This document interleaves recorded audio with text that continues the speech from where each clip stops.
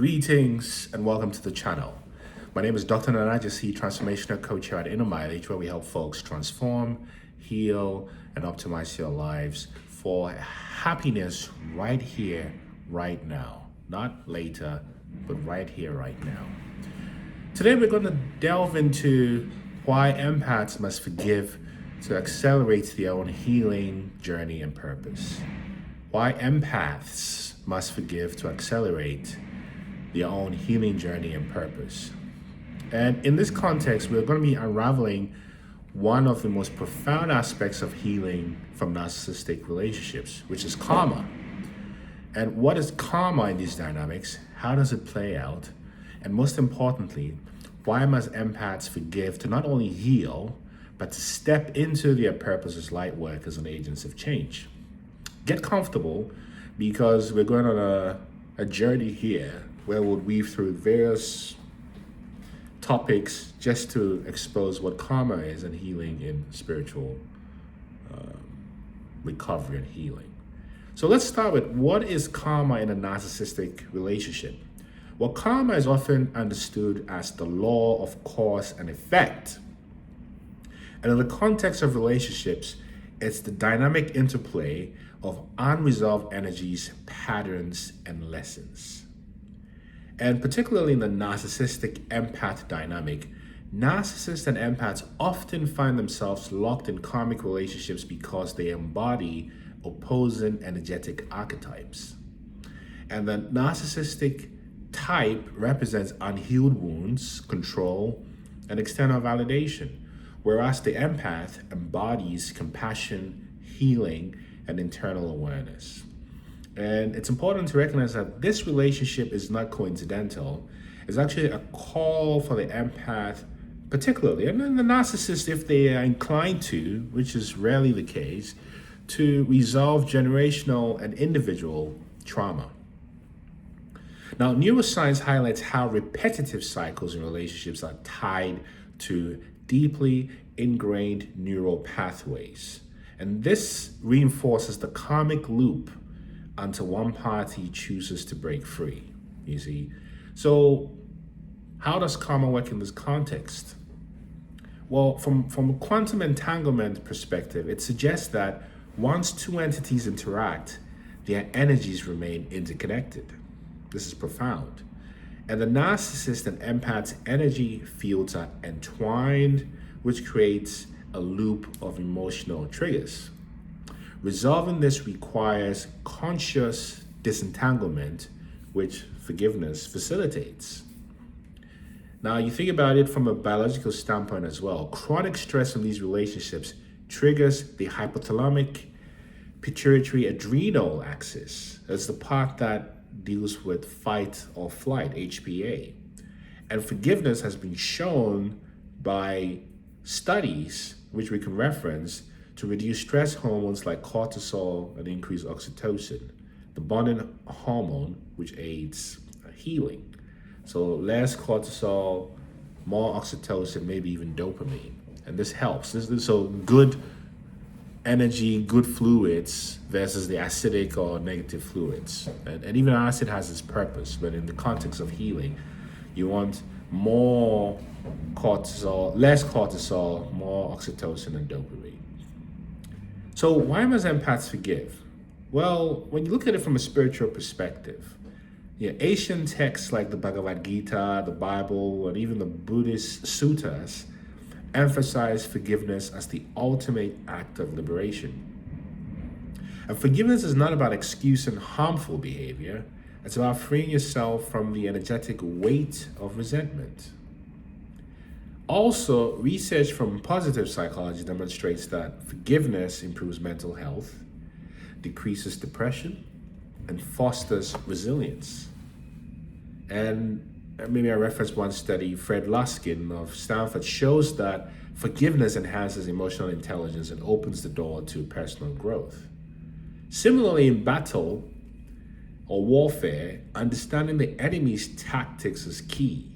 Similarly, empaths can outsmart narcissists by understanding their psychological strategies. And forgiveness neutralizes the narcissist's emotional power over the empath, ending the cycle of emotional warfare. Now, when you think about it from even an Asian perspective, in the Buddhist scriptures, for example, the Dhammapada teaches that holding on to anger, and the Dhammapada is a Buddhist text, holding on to anger is like grasping a hot coal, whereas forgiveness releases that karmic bond.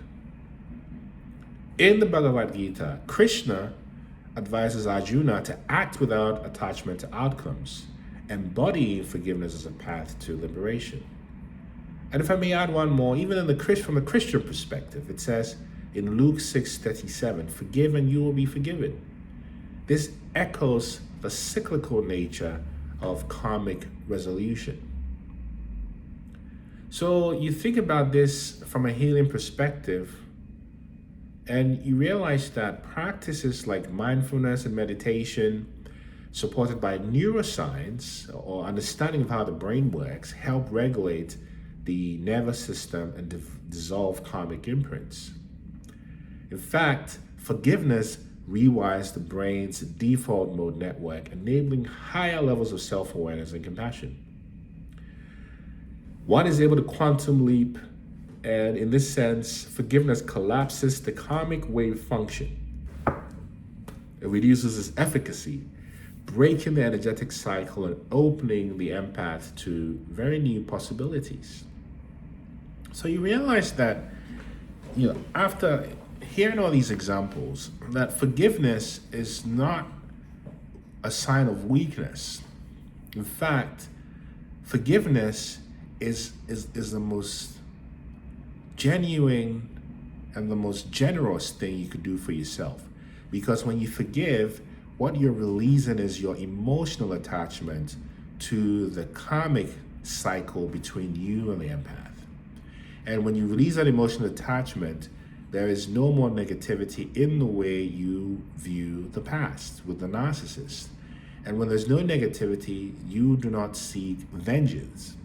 Because when you seek vengeance, what you're doing is adopting a low vibrational emotion. And that low vibrational emotion lowers your energy from positive emotions like gratitude and joy and appreciation to lower vibrational energies like shame, guilt, anger. And as long as you're in that low vibrational energy, you are within the wavelength of the narcissist. So when you seek revenge or vengeance or justice, you are in the same league as the narcissist. When you focus on forgiveness and knowing that there would be retribution, divine retribution or some other retribution, and all of this driven by physics, when you decide to forgive, the retribution that usually happens greatly outweighs any justice that you could implement yourself with your ego against the narcissist or the narcissist who abused you. Also, when you forgive, you're rewriting your story from being a victim, that's the one who things happen to becoming a victor who realizes that the things that happen to you are simply lessons. They're simply lessons that help your ascension and evolution. So I give you an example. In my case, if I hadn't experienced some of the wickedness and sort of life-threatening challenges from dealing with various types of narcissists, then I, despite my educational qualifications and professional background, I wouldn't feel the credibility, the innate credibility to speak confidently on this topic. I wouldn't be able to. So I'm grateful for all the narcissists that were in my life at one point, and for all the experiences, the good, but certainly the bad, all things that I'm grateful for, because it all enabled me to develop wisdom and compassion. And that's the point of all of this.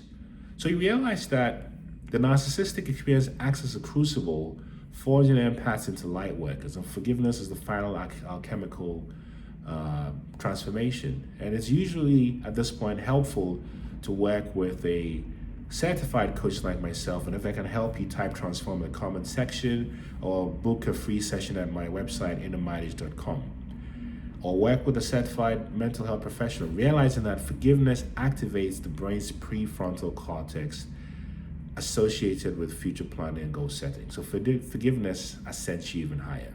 Remember, there's no one like you. Keep ascending. Peace.